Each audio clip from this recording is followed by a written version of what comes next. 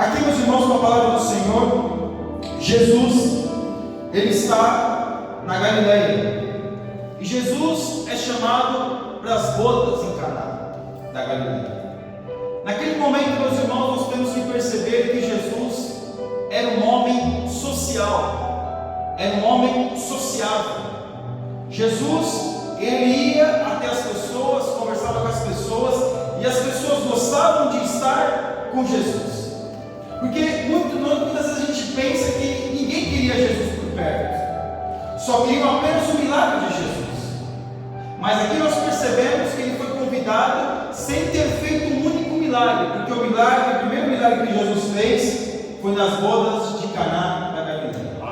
É claro que se nós fôssemos pegar, a Bíblia vai dizer que este foi o primeiro, mas segundo a história apócrifa, é claro, meus irmãos, que não é bíblico, mas se os irmãos já ouviram, ou um dia, se porventura ouvir sobre isso, saiba que isso é uma história apócrifa, ou seja, é inexistente, não tem valor nenhum bíblico. Porque alguns historiadores, quando descobriram as cavernas em Qumran, vai dizer lá, alguns livros apócrifos, que Jesus curava passarinho, que Jesus ele transformava algumas coisas, que as pessoas quando tocavam nas vestes de Jesus que estavam ali, quando sua mãe pendurava, ficavam curadas. Mas isso, meus irmãos, são histórias apócrifas. Mas o primeiro milagre que Jesus fez ali foi em Caná da Galileia. E perceba que é peculiar isso, porque Jesus, o primeiro milagre que Jesus vai fazer é num casamento, na família. É interessante porque hoje, e nós entendemos isso, que o homem, a prioridade dele tem que ser sempre a sua família. E Jesus, ele preza muito por isso que ele foi nessas bodas. E Jesus está ali, meus irmãos, festejando com aquele casal, aquele momento de festa, porque Jesus é um ser sociável.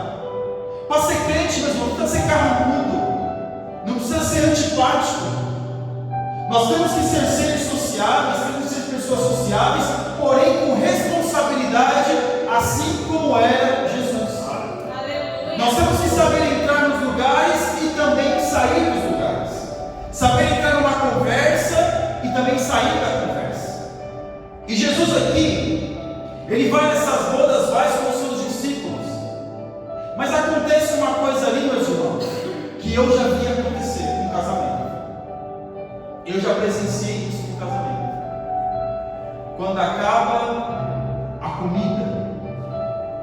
Alguém já foi no casamento que acabou a comida aí? Eu já fui no casamento que acabou a comida.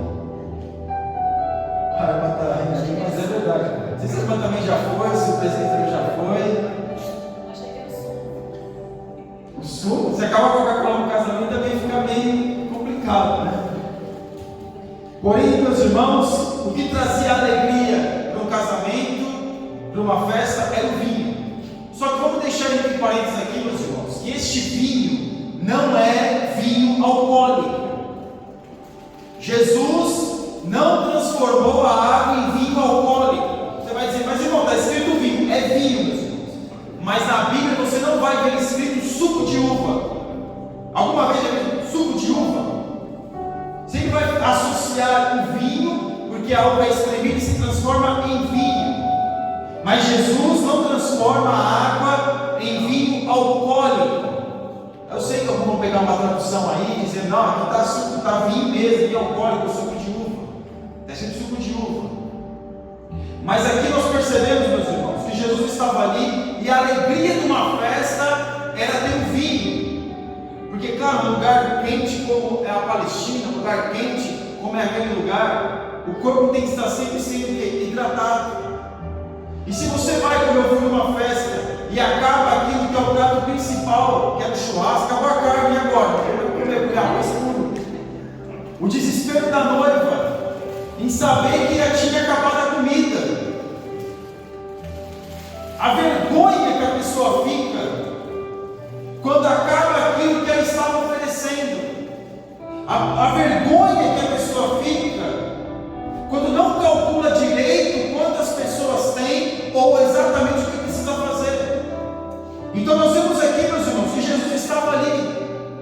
aquela pessoa, aquele casal, aquela família não calculou direito, talvez, a quantidade de pessoas que tinham na festa, porque as festas na época de Jesus, as bodas, duravam uma semana.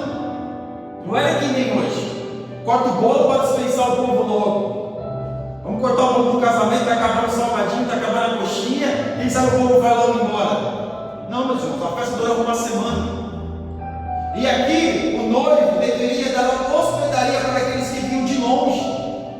E eles deveriam ter comida e bebida durante toda uma semana, de manhã, de tarde e de noite.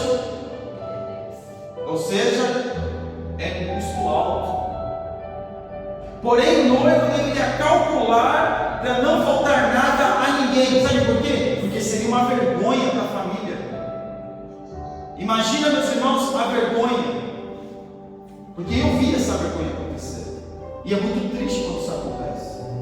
Nós não devemos ficar, meus irmãos, felizes quando a pessoa está envergonhada. Porque muitas das vezes a gente fica feliz, está vendo? Não falei? Olha lá. E agora, aí tem motivo para falar mal contra a festa do outro. Ao invés de nós intercedermos e falar, Senhor, ajuda, dá vitória aí, Senhor, venha prosperar aí a carne, venha prosperar aquilo que é a comida. Mas muitas das vezes a gente se fica contente com a desgraça alheia. Mas Jesus não faz isso. O que Jesus faz é: a sua mãe chama e fala com ele, mas ele, meus irmãos, aí eu não vou entrar em outra questão também apócrifa aí, não precisa disso. Porque a mãe manda no filho, não vamos nem entrar nessa questão. Porque Jesus tem autoridade. Ninguém precisa dizer o que Jesus precisa fazer. Jesus sabe o que precisava fazer. Jesus sabia o que precisava ser feito. Só que, muitas das vezes nós temos que colocar diante de Deus a necessidade. O que Maria fez? Colocou diante de Jesus a necessidade. E aí, você não vai fazer nada não, Jesus? Porque, ao que parece, muitos entendem que Maria está mandando em Jesus. É aquela coisa, né?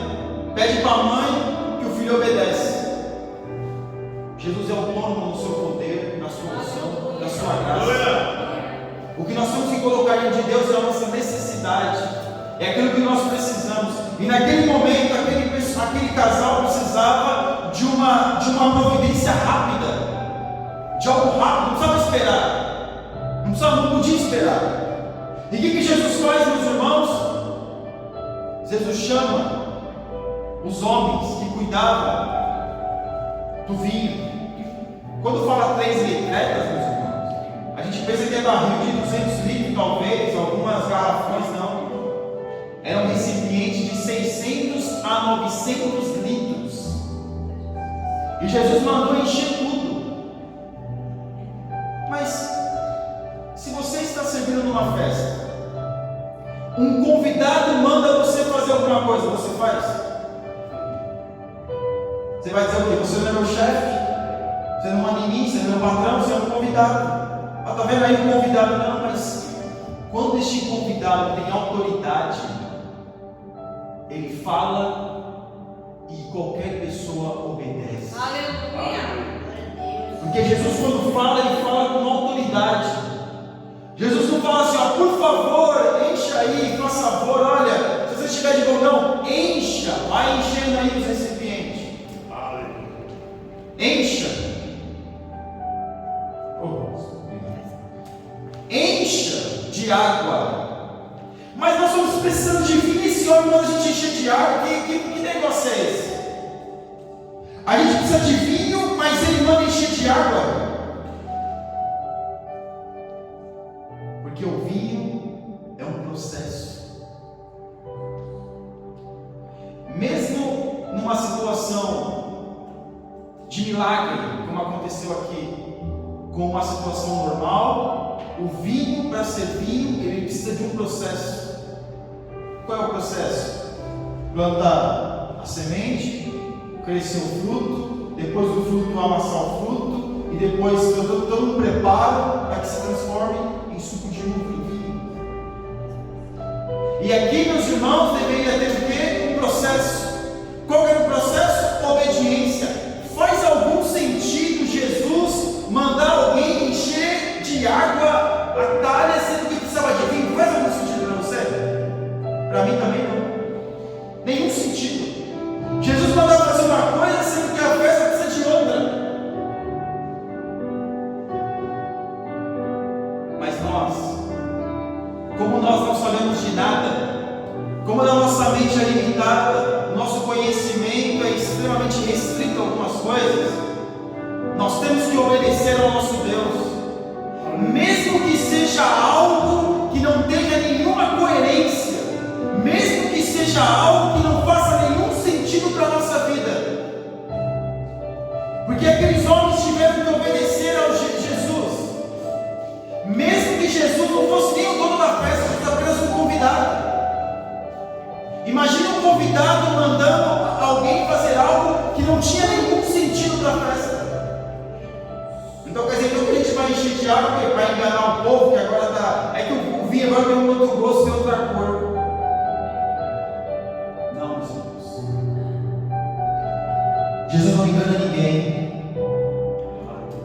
Jesus não faz nada para nos enganar. É que quando Ele manda nós fazermos certas coisas, nós duvidamos da palavra dEle. Quando Ele manda nós fazermos algumas coisas, a gente duvida de quem é Deus. E Jesus não tinha feito nenhum milagre até aquele momento. Não havia histórico de milagre, meus irmãos, em Jesus encarnado como homem. Não havia registro de milagres. Porque depois lá na frente, Jesus fazendo milagres, as pessoas procurando Jesus fazendo milagres, é uma coisa. Agora aqui não. Todo mundo ali, o convidado, meus irmãos, convidou Jesus, sabe por quê? Porque Jesus era um rabino. Então Jesus era uma autoridade ali, eclesiástica, como um rabino. Para quem não sabe, Jesus era rabino, Jesus era um mestre em Israel, legalizado. Porque o mestre tinha que pagar o seu imposto. Jesus fala: olha, filho, vai lá, pega o peixe, pega o estado e paga o seu imposto e o meu. Então Jesus foi chamado naquela festa por ele ser um rabino, por ele ser um mestre. E Jesus estava ali. Agora, quando nós estamos vivendo a nossa vida, estamos passando por situações, Jesus manda nós fazermos alguma coisa, nós já temos entendimento de tudo aquilo que Ele já fez, e mesmo assim nós duvidamos da Sua palavra, nós duvidamos da palavra de Jesus. Estes homens que encheram as metretas de água, eles talvez não tinham conhecimento de quem era Cristo, de quem era Jesus. Eles apenas obedeceram. O que muitas vezes falta para nós é obedecer a palavra do nosso Deus. O que eles precisavam aqui? De um milagre. Precisava de vinho, mas Jesus manda encher de água. Eu preciso de uma bênção, eu preciso de algo, mas Jesus me manda fazer outra coisa. Eu preciso dessa bênção, eu preciso disso, eu preciso daquilo. Alguém conhece o caminho de Deus? Através da Sua palavra nós sabemos. Mas a gente sabe o que vai acontecer amanhã? Não. O que cabe a nós, muitas das vezes, é confiar naquele que mandou. Porque aquele que manda, ele se responsabiliza. Aquele que envia, ele se responsabiliza. Se ele está mandando nós fazemos uma coisa que não tem nada a ver com a nossa situação, ele sabe o que está fazendo. Glórias a Deus. Irmãos, a maioria aqui, acho que todos aqui, são imigrantes. Muitas das vezes, algumas coisas que nós fizemos aqui com imigrante tinham algum sentido? Mas a gente orando e falando: Deus, falando, oh, Senhor, me ajuda, Deus, me ajuda. Mas Deus, dessa vez, o Senhor está me mandando fazer outra coisa, vai por aqui. E a gente vai pelo caminho que Deus fala, é estreito, é espinhoso, é difícil, mas no final nós vemos a bênção de Deus. Porque nós não temos que duvidar, nós temos que seguir o exemplo destes homens. Por isso que a Bíblia vai dizer que muitas das vezes os filhos das trevas são mais prudentes do que os filhos da luz. Porque o que falta muitas vezes em nós é em confiar no nosso Deus.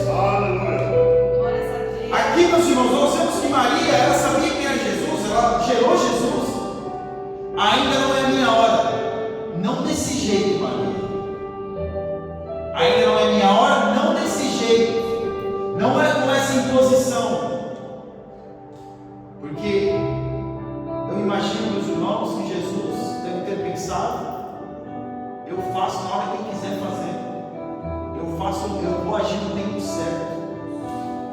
E Jesus aqui, talvez no momento de desespero, o noivo falando para lá e para cá, e agora o que a gente faz, como é que nós fazemos, e agora vai ser uma vergonha, está acabando, não tem nada, e agora? Jesus, calmo, sereno, com a sua palavra doce, aleluia, com a sua palavra de sabedoria, com a sua palavra que expressa o amor, porque Jesus não tem amor, Ele é a essência do amor. Ele fala com aquelas pessoas ouvem a voz dele, mesmo sem entender exatamente o que Ele quer fazer. Enchem aquelas metrecas, se deu muito trabalho, encher 900 litros, de 600 a 900 litros de água, deve dar muito trabalho. Imagine, meus irmãos, enchendo, mas por que eu estou enchendo isso de água? Porque a gente faz assim, meus irmãos, a gente questiona: por que eu estou fazendo isso? Mas eles continuaram enchendo, e quando eles terminaram de encher, chamaram Jesus. Mas vai uma nota aqui de rodapé. Jesus não faz nada por nós. Aquilo que a gente pode fazer, nós temos que fazer. Jesus não vai fazer nada daquilo que você e nós podemos fazer. Se eu posso fazer algo, eu preciso fazer aquilo que eu tenho que estar ao meu alcance de fazer.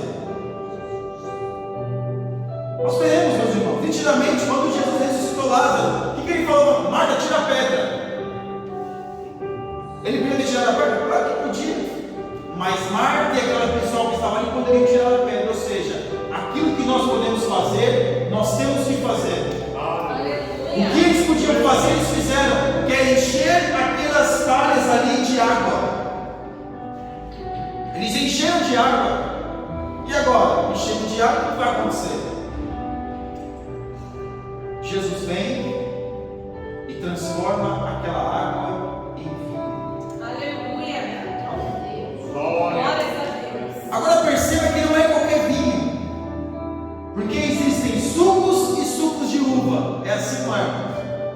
Tudo que existe de alimento, existe a baixa qualidade e existe a boa qualidade. E o que Jesus aqui, meus irmãos, transforma em vinho e suco de uva é o melhor. Porque o nosso Deus é o Deus que transforma. Ele tem poder de fazer com que as moléculas de água se transformem naquilo que Ele quiser. Porque Ele tem poder. Agora, nós não sabemos exatamente o que Deus quer. Então, se eu e você, se nós não sabemos, o que cabe a nós é obedecer àquele que manda, aquele que tem poder de mudar, aquele que tem poder de fazer. Porque hoje eu não entendo o que Deus está fazendo na minha vida. Hoje muitas vezes eu não entendo.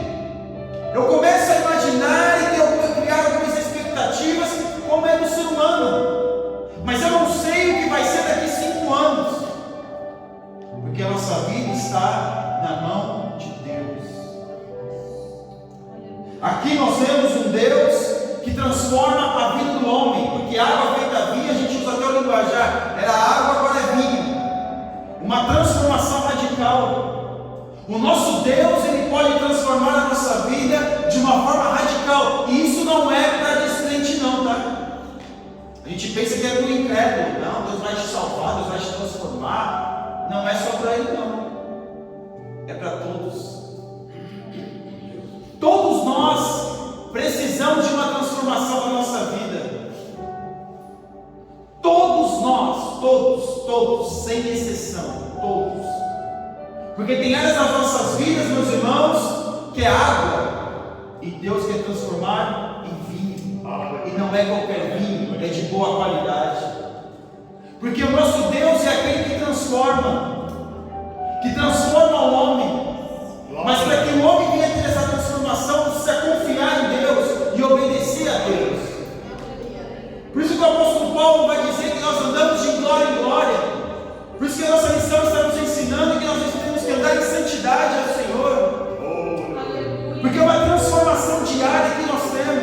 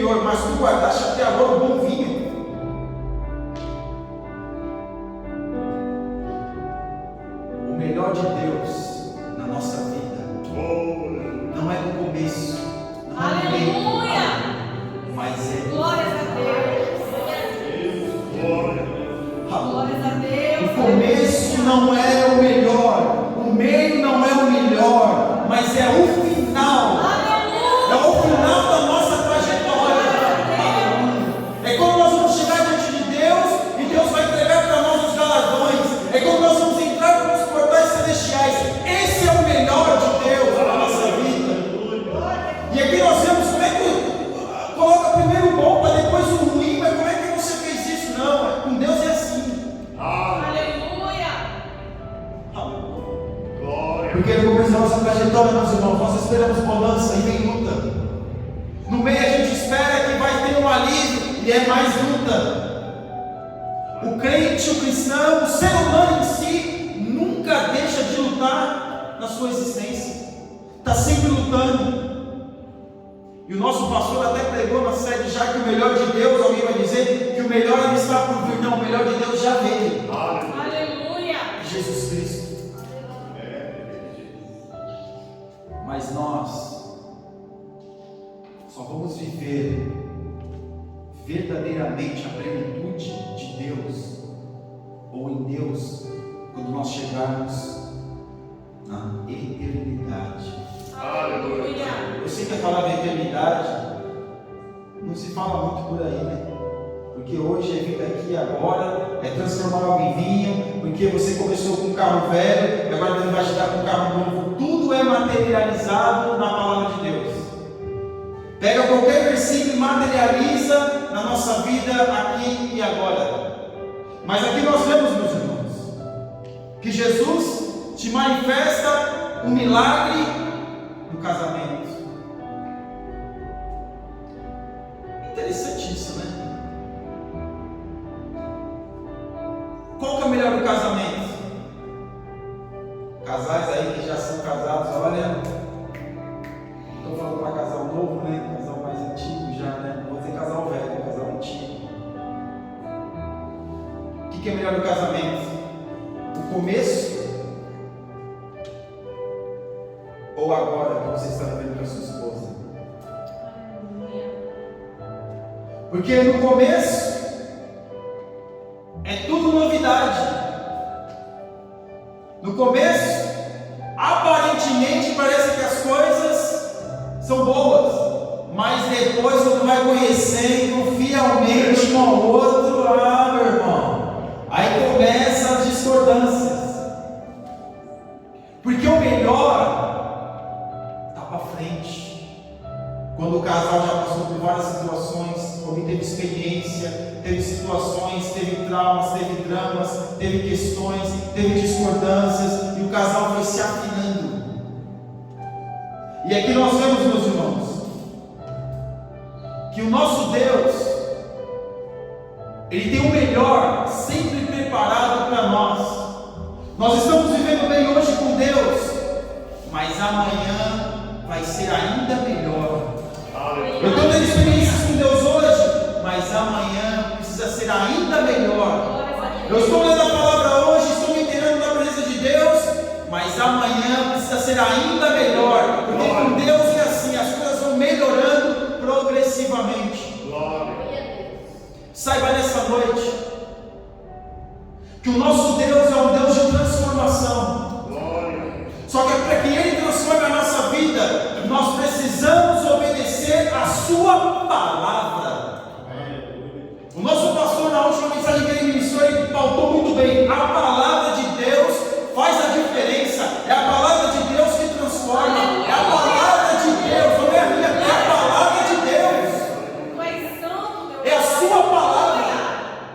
E aqui, meus irmãos, tudo foi feito, esse milagre foi feito neste casal, nesta família, através da palavra de Deus. Glórias a Deus. Deus manda.